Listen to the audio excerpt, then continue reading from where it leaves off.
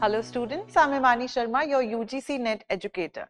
In this new YouTube video, I have brought forth for you a new writer, a new Indian novelist who's a female, right? So right now and till now, we have covered certain writers which were important from the NET perspective, and so is today's writer. Who is she? Who are we talking about? Who is we are going to talk about in this particular video is Kamala Markandaya, right? You must have heard of her name a lot, and even if you would have done certain practice questions which are PYQs, etc., you would have seen her name coming time and again in the Indian literature part. So till now, as I told you, we have covered the male Indian, novelist, and she is one of the writers which we are going to talk about and who's a female, correct? So first of all, as always, a little bit of biographical details that I have in store for you. She was born in the year 1924 and she passed away in the year 2004. Now, when she was born in Mysore, right? And when she passed away, she is known as a British Indian writer. Why do we call her a British Indian writer? Because of the fact that she got married to a man who was from Britain. And that leads us to her marital life. And when she passed away in London, right? So in United Kingdom, she passed away. And this is the photograph of Kamala Markandaya. Now, other factual details that I have for you is that she was using Kamala Markandaya. So, it was like this was the real name of Kamala Markandaya. She had a real name with the name Kamala Purnaiya, right? And after marriage, she was known as Kamala Taylor because she married a British man who had a surname Taylor, correct? What is she talking about? What does she talk about in her particular works? What kind of prevalent themes do we see there? We see certain themes which are most of the times related to the encounter of the East with the West. Correct? So we've talked about Khushwant Singh in the previous videos. We've talked about how he tried to deal with the human relationships. Same is the case with Kamala Markandaya, but she takes into consideration, she takes into account the dealings, the minute details of how the East and West relationship and the conflict is there, and that thing is beautifully shown in her novels. The struggles of contemporary Indians with conflicting Eastern and Western values, as I already told you, East versus West, most of the times you'll see this very prominent theme in her novels. And the depiction of human relationships and how they are, struck between choosing what they really want to do and what they ought to and what they should do, basically, correct? Now, quintessential themes, as I already told you, East-West encounter, she deals with this very thing in two prominent ways. First way is a direct relationship between Indian and the British characters that she has in her novels, right, in her works. She beautifully tries to portray the Indianness, the Englishness, and of course the amalgam or the conflict, or if there's any fight between the two kinds of characters that we see in her novels. The second time she talks about, when she deals with the East and West relationship, she talks about the impact of the modern urban culture with the British, which we think that the British brought in India, right? The modern culture brought in by the British, and the traditional Indian life, how the Indians used to, lead a life. So the traditional or the ancient versus the modern through the East-West encounter. Also, the portrayal of women in different roles is also prominent in her novels, in her works. Now, first novel which time and again has appeared in the NET examination is Nectar in a Sieve, right? What is nectar and what is a sieve? Sieve in Hindi we know as a channi. You must have seen it. Every household has it. When you want to pour tea, कुछ छानना होता है, उसके लिए you use a particular, kitchen equipment. That is known as a sieve, correct? So Nectar in a Sieve deals, first of all, it's her first novel, right? And got published in the year 1954. Where is the title taken from? The title is taken from one of the most prominent romantic writers. And who was he? S.T. Coleridge. He wrote a poem, A Work Without Hope, which is an inspiration of Kamala Markandaya, from which she took the title Nectar in a Sea. Let's just read the two lines that I have here. Work without hope draws nectar in a sieve, and hope without an object cannot live. These are the two lines which inspired Kamala Markandaya to write this very novel, Nectar in a Sea. Now, first of all, as I told you, let's just first of all look at the image that we have here. This is the cover page. Now, let me just tell you that this novel basically deals with how the life drains the hopes of human beings. How it is a vicious circle with which we human beings thought, and we literally think in today's time with a little bit of hope, but all our hopes are drained through the sieve of life. This is what we call, like, the theme of Kamala Markandaya's novel. Now, characters, as I always bring forth for you, these are certain characters. Who's the protagonist? Rukmani is the protagonist, and she is the narrator as well of the novel.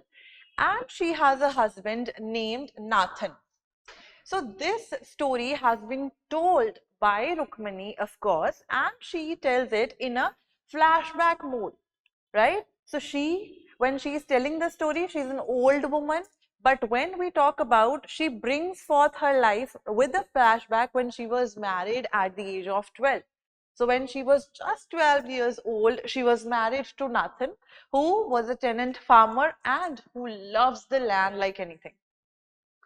Kenny, a white doctor who helps Rukmani overcome her infertility. So what happens basically is, Rukmani, when she got married, in the first year, she bore a child named Ira. The full name, Iravadi. Ira is named after the Iravadi river, which is so precious. She was the first child of Nathan and Rukmani. And after Rukmani gave birth to Ira, first of all, she did not want a daughter. The so-called stereotype of that point of time as well, ki beti pehle nahi chahiye, right?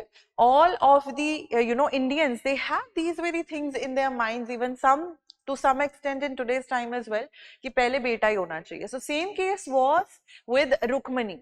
She was unhappy, but eventually she, developed that feeling, that love for her daughter Ira, and then she was the one who was suffering from infertility. Now, after Ira's birth, she was suffering from infertility, and she was thinking that I won't be able to provide Nathan with a son. So she sought the help from the doctor named Kenny.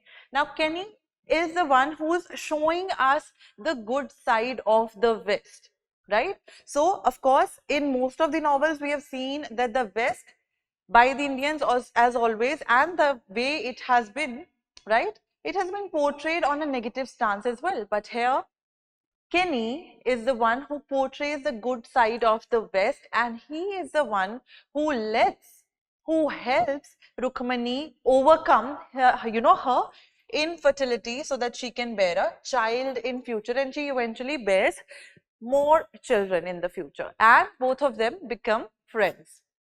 Now, Kunti is the one, when Rukmani got married and she came to the village, she tried to meet Kunti, but Kunti was someone who did not literally, receive her well. Now, why was that? Kunti is a person, Kunti is the, known as the village beauty, and she was pregnant when Rukmani came after the marriage. Now, Kunti is the one who is somewhere or the other having some kind of relationship with Nathan, the physical relationship per se, correct? And she eventually turns to prostitution. So, Kunti has a relationship with Nathan. Nathan loved Rukmani, but eventually he is the one who cheats on her. Correct. Then Ira, I already have told you. So this story is time and again telling us the difficulties that Rukmani faces in her life, and how with hope she time and again comes onto the surface to see that yes, maybe now life will bring forth something new for me, something good for me. So all the life is being drained out. She has turned to an old woman with her children, etc. Some of her children also die. So all the difficulties she faced, but the hopelessness of the characters is also shown here. But so you now can draw a parallel between the title and the characters, how we are bringing forward, right? Next is the second novel that I have brought forth for you, published in 1955, Some Inner Fury. Right, this is the novel which talks about the East-West encounter on a larger scale, because of the fact that there is an there's a writer, the writer Kamala Markandaya. She tried to portray a character named Meera, who's an Indian, who eventually falls in love with Richard. So relationship between an educated Indian woman who's named Meera, whose brother is an anti-British terrorist, Govind, and a British civil servant who loves her. So she is torn between this very thing, that should I choose my country, my brother, etc., or should I go for my love? So the troubled relationship, the psychological effect that Markandaya tried to portray from her novel is something which is, dedicated in this very novel. Now, one thing, again the title, Some Inner Fury, the rage the characters have because they are stuck between choosing from two options which are available to them. In Hindi, we call Dharam Sankat, correct? So, in here in the novel as well, Meera is in between that, Dharam Sankat, where she wants to choose something. She wants to choose her love for the country or the love for Richard, right? So, the story revolves around it. The love of Meera for Richard is denied fruition by the fury of the freedom movement, which tears the lovers apart. So eventually, they are the ones who are separated. The unhappy, the next second type of encounter that we see, the unhappy marriage of Kitsami. Kitsami is the brother of Meera only, right? And he is an England returned civil servant, and he is pro-British, like he loves Britishers like anything. He loves the English way of living, correct? And Premila, how they are both living in an unhappy marriage, because Kitsami is the person who wants to live his life according to the British, and Premila, on the other hand, portrays the traditional Hindu wife role, correct? And he does not want her to live like that, right? Shows another facet of the East-West relationship. And the third part, that is one thing which we'll see in the other characters, and Richard here remains a pasteboard figure, a target which is there. The novel fails to be a tragedy of star-crossed love. Now, here from this very line, we get the reference of Romeo and Juliet, that how even at the time of their separation, even at the time of their death, they were together. So this tale by Shakespeare, Romeo and Juliet, has been called the tale of two star-crossed lovers. But here, this tale could not have been finished because these two people got separated. Now, let's just see the characters. First of all, the cover page, correct? Now, Meera, as I told you, she's the protagonist, who's torn between her Indian patriotism and her ardent and sincere love for Richard. Richard is Meera's lover and a civil servant. On the other hand, we have Kitsami, Govind, and then I told you another character named Premila. Premila is the wife of Kitsami. Now, as I told you, both of them always are, they are having their conflict. So he here is representing, Kitsami here is representing the side of the West, and Premila here is showing us the side of the East. And how, because of the cultural and the etiquettes and the mannerisms which differ between the two traditions, they also have certain kind of unhappy marriage. So the tale is, the one which is told from the perspective of Meera and how she wants to choose one thing amongst the other, and eventually she gets separated. Now Govind, Meera's brother, who's a freedom fighter. On the other hand, Kitsumi is the one who's pro-British, who loves Britishers. So how here as well, we see the East versus West thing, that one brother loves Britishers, the other one hates them like anything. Correct? Next novel that we are going to talk about is Possession, and it was published in the year 1963. First of all, let's just read the lines from the novels that I have here. Carolyn thinks Valmiki belongs to her. People don't easily give up what they think are their possessions. The English never have. The English have never ever given up what they thought that they possessed, right? So this story again tells us about the conflict between the East and West, right? And how there is this character named Valmiki, and Carolyn thinks that she possesses him. So Carolyn here is showing us the side of the West, whereas Valmiki on the other hand is showing us the side of the East. Depicts how the Western culture has a tendency to exploit people physically and psychologically. And who are the people? The innocent and the poor. Correct? So the people, even in India, how they were the ones who not only at the level of the physical stance, but on the physical level, psychological level as well, they were being manipulated by the British. So through this tale, the title now is also clear after reading these very two lines that she wants to possess Valmiki. Theme of East versus West again. Possession, this is the cover page. Now, let me just tell you that there's this character named Valmiki. The narrator of this particular novel is Anasuya, who is Lady Caroline Bell's friend and is the narrator. So, let me just write the name here.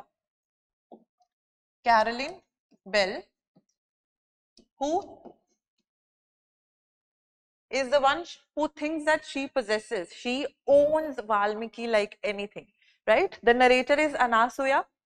Next character we have is Valmiki, who's a goat herd or a shepherd, and he expresses himself through painting. What kind of painting are we talking about here? He loves to paint caves, correct? And on the other hand, the third character that we have here is Swami. Swami is an ascetic, a sage, who recognizes the talent of Valmiki or Val. So this thing I have brought forth here because I want you all to know that there are certain things which are told in the novel, there are certain nicknames given to the characters in the novels which you all should be aware of, correct? So this is what we have. Now the plot or the overview of the novel goes around like this, that this person, Swami, recognizes, he knows that Valmiki is the one who loves painting the caves. Now bringing here again the cover page. The cover page is showing us that this is a cave, and this portrait, this painting of Shiva is the one which is in the cave. So telling us that how Valmiki liked to paint in the caves which were there. Caroline Bell eventually, she wants to possess him, not in the ghostly manner here. She wants to possess, she wants to own him, and she eventually thinks that. So she takes him to London with her. And there, when Valmiki reaches in London, he there meets another character named Ellie. Now, with Ellie, Valmiki is the one who impregnates her, and she eventually commits suicide.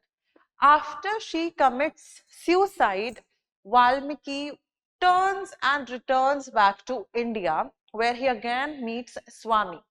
So Anasuya is the one who's telling this entire story. So he meets Swami again and Caroline in search of Valmiki. When she comes to India, she sees that again he is the one who's painting caves again. So she took him to London as a pet artist, but when she came again back in India, she saw that how he again was following his passion and he was living with Swami. So the master-slave relationship is shown here. The possessor and the possessed relationship is being shown here. The East versus West conflict through Caroline Bell, who is, as I told you, showing us the side of the West, and Valmiki showing us the side of the East. right? So how the Britishers wanted to possess the Indians, that is being shown here. And when Valmiki took a step to return back to India, he came and he started following his passion. So this is the overview of the story, the novel named Possession. These are other books which are really prominent from the examination point of view per se. You can read their summaries on their own, as well as the novels that we have covered. You can read their novels, the summaries of those very particular works as well. So, first is A Handful of Rice, The Nowhere Man, The Coffer Dams, and Two Virgins. There are many other novels which are written by Markandaya, but as soon as as far as I'm telling you about the examination, most of the times these four and the ones that I've covered, those are the ones which you should be reading the summaries of. And I'm not saying that from other works the examination might not come. That is not up to me, because of the fact that UGC asks questions, on their own and from anywhere. So you need to be prepared as much as possible on your own. But these are certain prominent works which I'm telling you to prepare for sure. Now, questions that I have here. Who's the narrator of Markandaya's Nectar in a Sieve? We have covered this very thing in this particular video only. Who do you think is the narrator? The narrator is option C. Rukmani is the narrator of Markandaya's novel Nectar in a Sieve. Correct? Next question. You are supposed to match the following here. List 1 is the writer and list 2 are the works which are written by them. So try to answer these very questions. You can pause the screens and do it on your own. The answer to this very question is option A. That is 1 C, 2 D, 3 B and 4 A. Balachandra Rajan is the one who wrote The Dark Room, right? The Dark Dances, sorry. And R.K. Narayan, when we covered him in the previous videos as well, we've talked about certain important works of his. The Dark Room. Kamala Markandaya, The Coffer Dams. In the previous slide only we covered that very thing where I brought 4 images in front of you. And Roman Basu wrote The Tamarind Tree. Correct? The next question again is match the following. List 1 the writer, list 2 their works. And first of all, try to match it here. I have the options in the next slide. The answer to this question is, you can look at the options here. The answer is option B. That is A. The answer is option B. Anita Desai, In Custody. Correct? Nayantara Saigar, Rich Like Us. Arun Joshi, The Last Labyrinth, and Kamala Markandaya, The Nowhere Man, who we have also covered in the 4 images that I brought forth for you. Now you all should be revising these very things on your own, because in these very times UGC has been putting a little bit more emphasis on the Indian writers as well. And she being the first one that we brought forth for you as a female writer, correct? So in the next video, I'll be coming forward with some new writer, with a new thing, right? Till then, you keep on studying. I'll see you again. Thank you so much and have a good day.